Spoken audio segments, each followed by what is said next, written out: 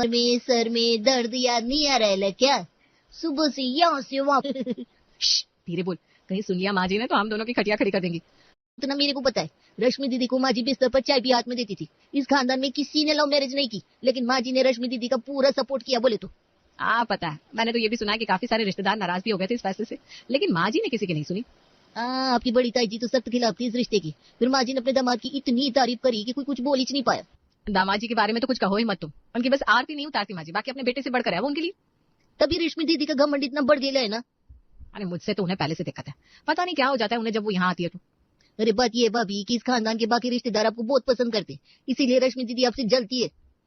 अब ये तो वही जाने कि उन्हें किस बात से परेशानी है, लेकिन मेरी तो बड़ी ननद है, मैं उन्हें नाराज नहीं कर सकती।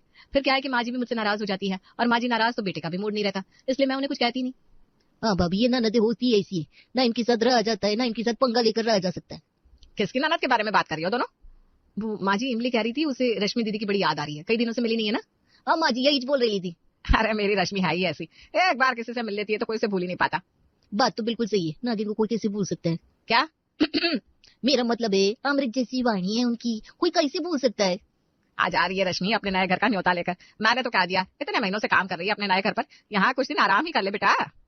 क्यों, मजदूर नहीं रखवा लेते क्या दीदी ने जो खुद काम कर रही है? अरे पगली, उसने अपना पूरा घर खुद सजाया है, कितनी मेहनत लगती है तुझे क्या पता। मैं उनकी पसंद का खाना बना देती हूँ। हाँ बना दे, वैसे तो उसके हाथ का खाना तो कुछ और ही होता है, लेकिन अब बेटे से यहाँ काम थोड़ी ना करवा सकते।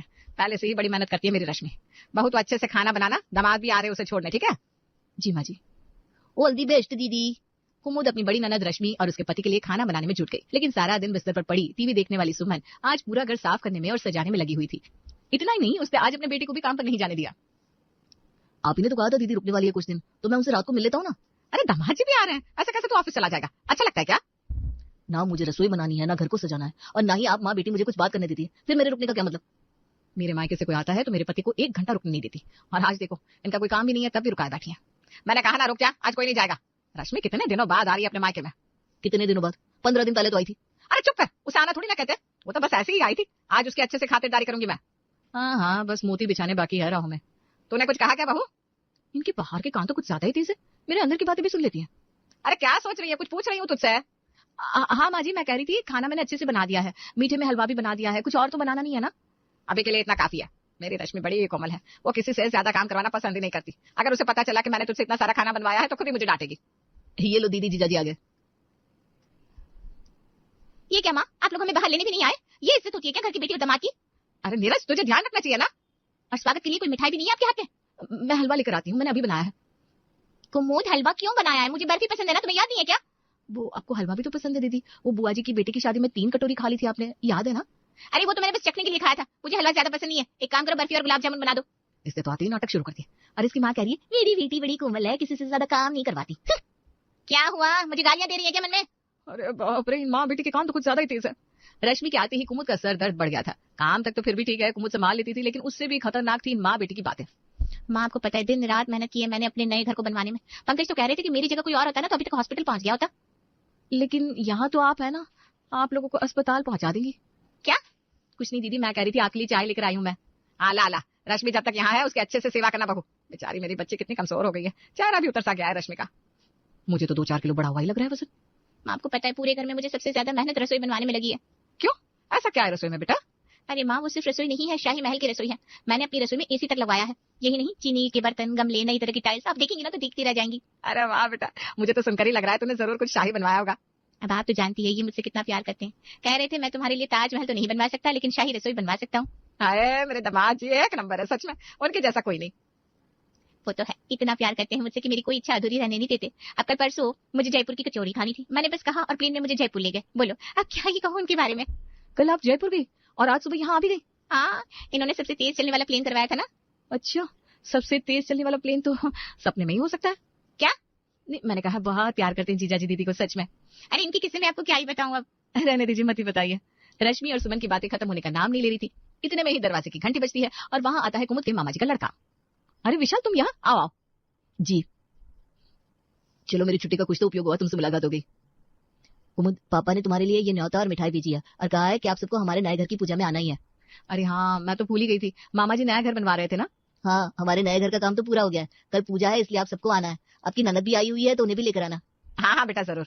विशाल थोड़ी देर बैठकर चला जाता है। सुमन और रश्मि विशाल की बातें सुनकर अपना नाक सिकोड़ने लगी थी। अरे कुमुद, इतना क्या खास है उनके नए घर में है जो ये तुम्हारा भाई इतनी तारीफ कर रहा था? माँ जी, विशाल कह रहा था कि उन्होंने नए घर की रसोई में 11 तरह के पकवान बनाए हैं, जिससे सब लोग काफी खुश हो गए हैं। वाह, 11 पकवान! आजकल तो कोई 2 सब्जियां भी मुश्किल से बनवाता है, यहाँ इन्होंने 11 पकवान बनाए हैं। मानना पड़ेगा भाई तुम्हारे मामा जी को। अरे नीरज, क्या तुम 11 पकवान सुनकर इतना इंप्रेस हो रहे हो? दीदी, इम्प्रेस होने वाली बात तो है ही ना। आजकल इतना खर्चा कहाँ कोई करता है दूसरों को खिलाने में। अरे रश्मि की शादी में दामाद जी शाही मेनू रखवाया था। अरे कुमुद को कहाँ पता होगा अब ये सब? माँ रहने दो। कुमुद, तुम बस मेरे नए घर की रसोई में आना, तब तुम्हें पता चलेगा कि शाही रसोई क्या होती है और शाही खाना क्या होता है। इनको चैन नहीं मिलता जब तक मुझे नीचे नहीं दिखा देते दोनों माँ बेटे। मेरी रसोई, मेरी शाही रसोई, जब से आई तब से यही लगा रखा है। माँ, मुझे बाकी सबको भी न्योता देना है मेरे नए घर की पूजा का। हाँ बेटा, थोड़ा आराम कर ले पहले, जब देखो काम करती रहती है बस। जब देखो कब? मैंने तो जब से दीदी आई तब से उन्हें बिस्तर के नीचे तक नहीं देखा। अरे सिर्फ शरीर से काम करना नहीं होता, रश्मि दिमाग कितना चलाती है चीजों में, वो भी तो देख। हाँ, ये सही है। कैसे किसी को नीचे गिराना है वो भी सोचना ही पड़ता है ना। नीरज, क्या बोला? रश्मि ने अपने नए घर की पूजा का न्योता पूरे खानदान को दिया था। आज रश्मि की बड़ी ताई जी भी उससे मिलने आई थी। रश्मि, ये लो, तुम्हारे लिए कुछ मिठाइयां और सूखे मेवे लाए हैं। अब बेटी से मिलने आ रहे थे तो खाली हाथ आना अच्छा नहीं लगता। अरे ताई जी, इसकी क्या जरूरत है? मेरी रसोई में ऐसे सूखे मेवे तो पड़े ही रहते हैं, कोई देखता भी नहीं उनकी तरफ। अच्छा, तो फिर ठीक है, वापस कर दो। इमली, ये ले, तू रख ले। वाह माँ जी, थैंक यू। ये मिठाइयां भी अगर नहीं चाहिए तो दीदी। अरे नहीं नहीं, अब ताई जी इतने प्यार से लाई है तो मैं कैसे मना कर सकती हूँ? मना तो मैंने तेरी शादी के लिए भी किया था, लेकिन फिर भी की ना तुमने। अरे भाभी, दामाद जी से अच्छा लड़का इसे मिल ही नहीं सकता था। आपको पता नहीं दामाद जी पलकों पर बिठा कर रखता है इसे। हाँ ताई जी, अब अपने मुंह से क्या ही तारीफ करूँ अपनी। करनी तो अपने मुंह से ही पड़ेगी, क्योंकि कोई और तो तेरी तारीफ करता नहीं। ये गए सिक्सर। अरे ताई जी, ये सब छोड़िए ना, आज मेरे नए घर की पूजा है, मैं आपको दिखाती हूँ शाही रसोई और शाही खाना क्या होता है। आप देखती रह जाएंगी। मैंने हमारे पूरे खानदान को न्योता दिया है। अच्छा, तो फिर आज शाम को हम सब आते हैं तुम्हारे घर। वैसे दामाद जी तो होंगी ना वहाँ? अरे ताई जी, हमारे घर की पूजा है तो वो तो होंगी ना। क्या आप ये कैसे सवाल कर रही हैं? अरे मैंने तो इसलिए पूछा कि अभी आते वक्त मैंने उन्हें पान की दुकान पर देखा था, खड़े खड़े बस पान चबाए जा रहे थे। शक्ल तो खैर क्या ही बोलूं, लेकिन अब तो मुंह भी नहीं खुल रहा था उनका। वो मैं आती है पोछा लगा कर, बाहर दामाद जी ने पान खाकर थूका होगा ना। अरे ताई जी, पान तो शाही लोग ही खाते हैं। हमारे यहाँ तो गुंडे मवाली आवारा लोग खाते हैं, तुम्हारे यहाँ उन्हें शाही कहा जाता होगा। अब चलो ये सब बात छोड़ो, आज शाम आप पूरे परिवार के साथ रश्मि के नए घर आइएगा। अब तो मुझे भी देखना है कि सच में इसकी शाही रसोई में आखिर है क्या। कुमुद को यकीन था कि जितना उसकी ननद फेंक रही है ऐसा कुछ भी नहीं होगा उसकी शाही रसोई में, लेकिन जब वो उसके घर पहुंची तो सच में रश्मि की रसोई किसी शाही महल से कम नहीं थी। देखा, ताई जी की आवाज ही नहीं निकल रही। क्या भाभी, मुंह में पान डाला है क्या? आप कुछ बोल नहीं रही है? नहीं, ऐसी बात नहीं है, रसोई सच में शाही बनवाई है रश्मि ने। अब वो तो मैंने आपसे कहा था कि सबकी बोलती बंद होने वाली है मेरी शाही रसोई को देखकर। हर कहानी का अंत ऐसा ही होता है कि ननद बेवकूफी निकलती है, लेकिन यहाँ तो सच में शाही रसोई वाली निकली। अब मैं इसका जवाब कैसे दूंगी? कुमुद, क्या हुआ? अरे दीदी, सच में आपकी रसोई इतनी सुंदर है कि इसके आगे सब कुछ फेल है। हाँ, वो तो मुझे बताइए। आओ अंदर भी देखो, कितने सारे सूखे मेवे रखे हुए हैं। आओ जी, अब तो ये और जलाएगी। चलो, अब सबने शाही रसोई तो देख लिया, अब सब खाना खा लेते हैं। रसोई इतनी शानदार है, खाने में तो पता नहीं क्या ही रखा होगा। खाना खाता है सब। क्या कह रहे हैं दामाद जी? अरे कह रहे हैं कि सब लोग खाना खाने आइए। भाभी, आप तो खाना खाकर ही नहीं, लेकर भी जाइएगा साथ में, क्योंकि इतना सब कुछ होगा रसोई में, आप खा ही नहीं पाएंगी। हाँ हाँ ठीक है, पहले खाना लगवाओ तो सही। रश्मि बेटा, खाना लगवाया नहीं अभी तक दामाद जी ने? ये रहा खाना। ये 2 बर्तन में खाना है? ये रहा आलू के पराठे और प्याज। क्या ये खाना है? खाने में सिर्फ आलू के पराठे और प्याज है? आपको क्या लगता है कि मैं सिर्फ यही रखूंगा खाने में सासू माँ? वही तो मैं कह रही थी, दामाद जी मजाक कर रहे हैं। ये बस इतना सा मेनू कैसे हो सकता है? चलिए अब मजाक छोड़िए, बताइए क्या क्या है मेनू में। पान, ये देखो मैंने सबके लिए पान भी रखवाया। पराठे खाने के बाद पान खाना कोई नहीं भूलेगा। रश्मि, सबको पान खाना ही है, चाहे पेट ही क्यों ना भर जाए सबका। इस मेनू से पेट फटने लगेगा दामाद जी। वाह सुमन, क्या है मेनू, मान गए। ऐसा मेनू कहीं भी नहीं खाया होगा किसी ने, पराठे और प्याज। ये आज तक का सबसे छोटा मेनू है ताई जी।